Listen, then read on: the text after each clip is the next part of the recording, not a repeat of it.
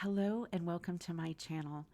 In today's video, we're going to transform 3 vintage sap buckets with IOD products. For more information on inlays, molds, and transfers, please visit my website at vintagerevivaldesignco.com. I started by preparing each of my sap buckets for the designs I was going to apply. I first scuff sand and then wipe the dust away before painting. I did not prime this metal piece. My bucket was pretty dull and I didn't feel the need to, but you should test to make sure that paint will apply to your project. Otherwise, you may need to apply primer. Let's start with the inlay project. I'm going to be using this beautiful paint inlay. This is actual paint, and this is the design called Lattice Rose. Before I apply any of my paint inlays, I'm going to paint my sap bucket with Wiseau's Chalk Synthesis paint in River Rock. I think it's a beautiful color and coordinates with this paint inlay very well.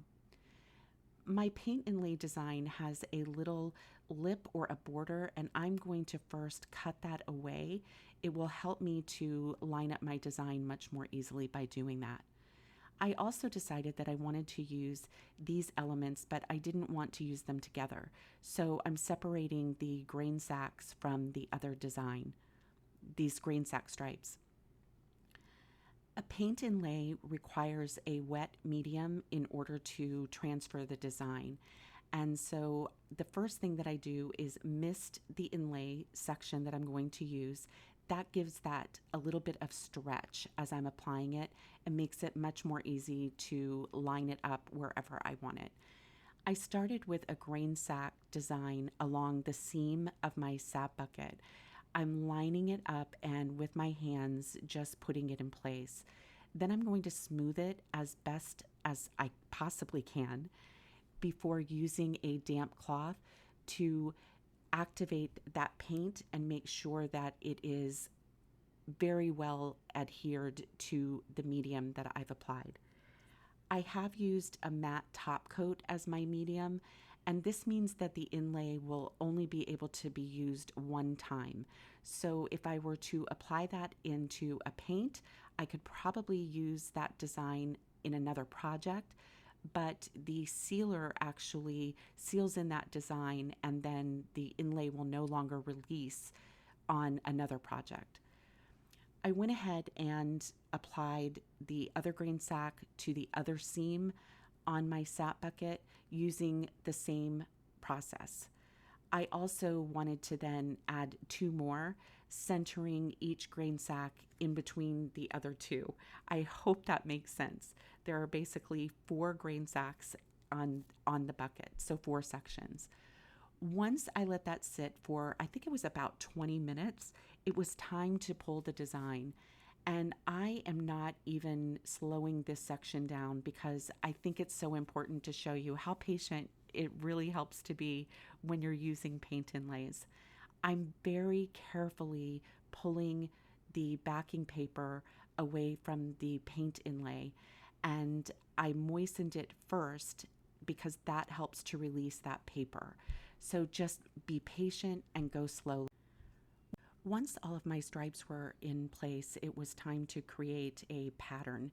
And I'm doing this by taking the backing sheet from the inlay and laying it on my sap bucket and using a ruler to create a pattern for each of the 4 sections. I didn't measure exactly between the stripes, and so I felt that this was the easiest way to make sure that I was able to get my design lined up the way I wanted. So here I've just laid that pattern on top of the design, and then I am cutting it away. Before I apply it to my sap bucket, I want to make sure that I test it a little bit, and this is the time to do it because if you need to make any adjustments, you can. Once I was happy that my pattern was going to work in the space, I am applying my matte top coat to the section of my bucket where the floral design will go.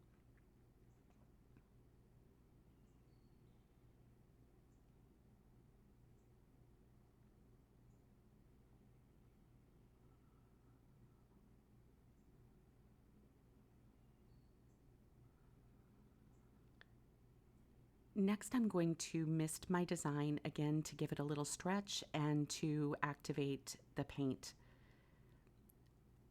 I'm going to apply that with the paint side down so that the paint is in my medium. I hope that makes sense. I'm going to line it up as best as I can and use my fingers to stretch a little bit and just really make sure that that design is embedded in my top coat. I'm using a damp rag again to wet the backing sheet, and this activates the paint on the inlay and allows it to transfer to the medium. I did this on all 4 sections, and again, it was about 20 minutes after the last section was applied. And again, I'm just going to pull really slowly. I wish you could see the smile on my face at this point, because I was just so pleased with how beautiful this inlay turned out, especially against this color. Let me know if you would choose this color or something different. Again, the most important thing is just to take your time and be patient.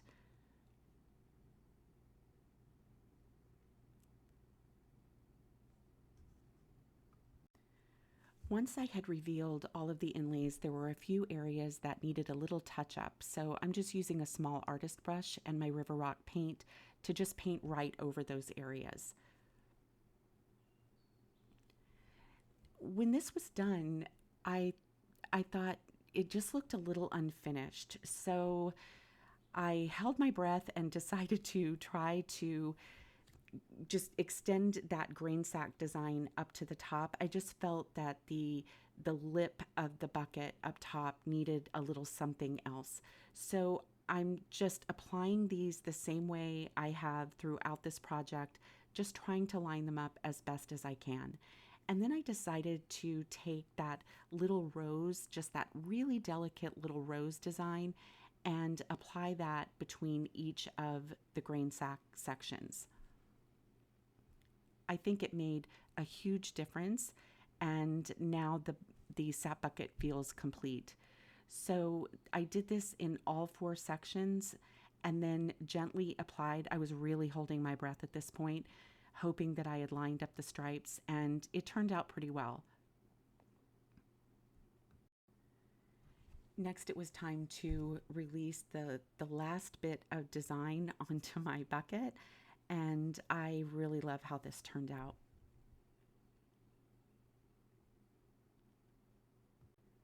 It's just such a delicate little design. If your release paper isn't releasing easily, you can just dampen it, the back of it, with a wet paper towel, or more like a damp paper towel or a baby wipe, and that'll help that paper to release.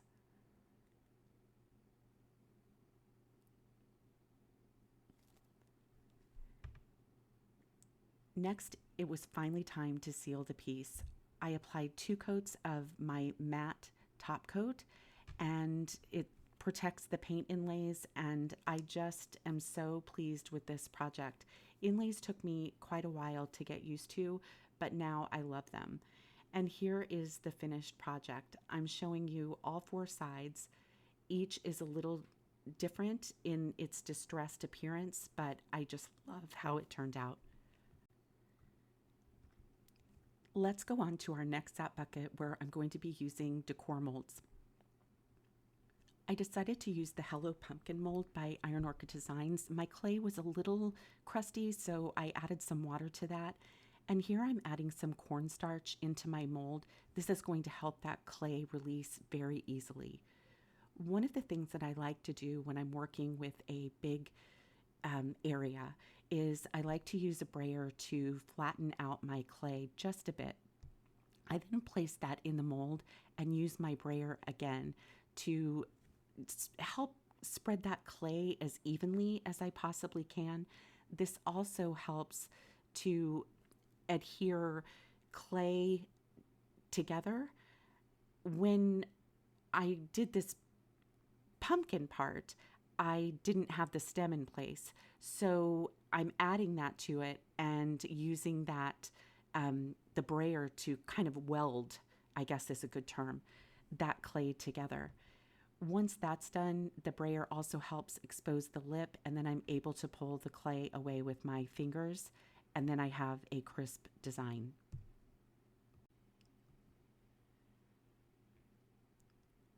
You can also use a stylus or a little tool to help remove your clay.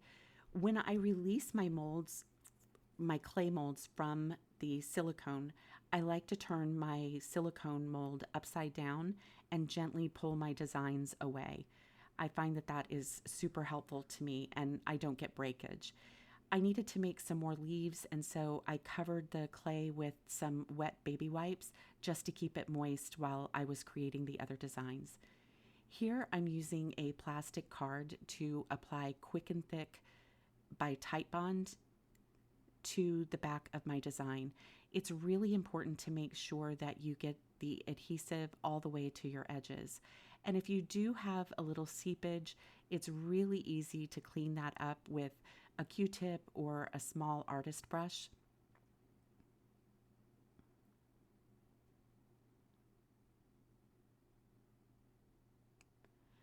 I find that applying paint to my designs while they're still moist, while the clay is still moist, gives me less shrinkage. It works most of the time, not all of the time, but it really does help with shrinkage. So here I'm just using my base color, which is Antique Villa by Wise Owl in the chalk synthesis paint, and just going ahead and painting out that image. I'm adding two small pumpkins to this project, and to make them fit a little bit better, I'm using an X-Acto knife to cut out an area of the larger pumpkin so that I can just kind of nest the smaller pumpkin into that design and it won't be so bulky. I'll do this with both of the small pumpkins.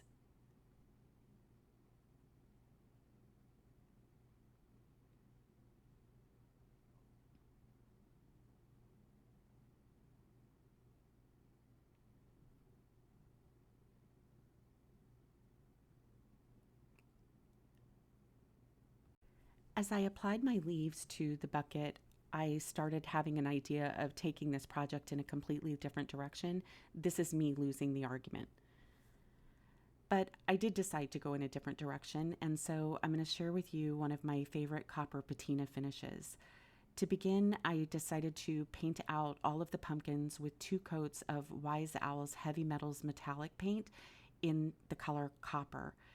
I'm just using a small artist brush. I don't want to, ruin the details. But once that was dry, I put in 2 glazes. One is verdigris and one is patina, also by Wise Owl, and also some Spanish olive chalk synthesis paint. I'm using a round Klingon brush and picking up each of those colors with the brush and applying them to the sap bucket. You want to do this in a random fashion, making sure that you're stippling and blending. I don't want it to look like it was sponged on. I want it to look very organic and blended. And so I can just add a little more blue or a little more green, and I just love the effect of this.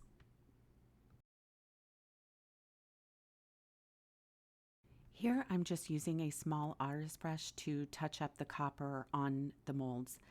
And now I can take that same mixture of the patina and the verdigris glazes and the Spanish olive paint and apply that same finish to the pumpkins. I really love this look and how random it is, and it just gives this beautiful copper patina finish. The next thing that I'm going to do is lift some of this back to expose the copper. And to do that, I'm going to be using plastic wrap. While the glaze and paint is still damp, I'm laying a piece of plastic wrap and gently rubbing it over the surface. When I lift it, it just gives this beautiful chippy, worn finish. In the areas where it was a little dry, I went ahead and used a baby wipe to do what I call a wet distress. There were some areas on this where the glaze had just dried too quickly, and so just by using a damp cloth or a baby wipe, you can remove some of that. To bring out the details even further, I'm using the copper metallic paint to gently highlight the pumpkins on the edges and raised areas, and I'm also going to dry brush over the entire sap bucket. You want the slightest amount of paint on your brush when you do this technique. Now it was time for sealing. For this piece, I'm using a satin sealer because of the metallic paint. If I were to use a matte sealer, it would dull the sheen of that metallic paint. So that's definitely something to consider when you're working on your projects. Satin sheen will allow the metallic to stay shiny. And now it's complete. This is going to be such a pretty decor piece to use for the fall. I hope you enjoyed this. For our final sap bucket, we're going to use transfers and paint and a stamp. I started by painting my sap bucket in 2 coats of Wise Owl's Prussian blue and sealed it with 2 coats of 1 Hour Enamel matte top coat in clear. The transfer I've chosen is Redoubt 2 by Iron Orchid Designs, and I just love these beautiful floral images. I first selected an image and was trying to size it up on my bucket. It's really important to leave the backing paper on your image until you've decided on your design. Once I had trimmed it, I am smoothing this down with my hands, and then I'm going to use the included transfer stick to release the design onto the bucket. Sometimes this goes really smoothly, and sometimes it takes quite a bit of effort. Once your transfer has released, you want to make sure to use that backing paper and smooth it into place just to make sure that everything is adhered to your project. Here I just wanted to fill in with some other elements. I love that you can layer and cut up the transfer any way that you would like. And so I decided to use that same design on the other side of the sap bucket, and then I just added extra little elements to this. To create texture on my sap bucket, I'm using the Chippy Paint stamp set and some Gold Dust metallic paint by Wise Owl. I'm using a brayer to apply the paint to my stamp and then dabbing some of that paint off so that the paint isn't so juicy that it's going to spread and mush on the surface. With my hand and the stamp applied to a thin mount, I'm just gently pressing the chippy image with the gold dust paint onto the bucket in really a random fashion. The Chippy Paint stamp set has many elements that you can use. Some are larger, some are smaller, thinner, wider, etc. And I'm just pressing that all over the bucket. Once the stamping was finished, I decided to dry brush the gold dust paint over the bucket. I started with the lip, and again, you just want the slightest bit of paint on your brush. Where I had a little gap, it was easy to use that gold paint to fill it in so that it's less noticeable. And I used a hashtag kind of motion to add a little sheen all over the sap bucket. It was great because the texture allowed me to just get that over the surface. I had an area that I wasn't happy with on the gold. It was just a little too heavy, so I used my Prussian blue paint to fix that. Now it was time to seal, and again I used a satin top coat to maintain the sheen of the metallic. And here it is finished. I would love to know which of these sap buckets is your favorite, and let me know in the comments. Here is the one that we did with the paint inlay. I just love how this one turned out. I think this is my favorite, but you may have a different one. And then we also did the one with the Hello Pumpkin mold and the copper patina finish. I so hope you enjoyed this tutorial, and if you did, please subscribe, share, and like this video. Thank you so much, and I'll see you soon.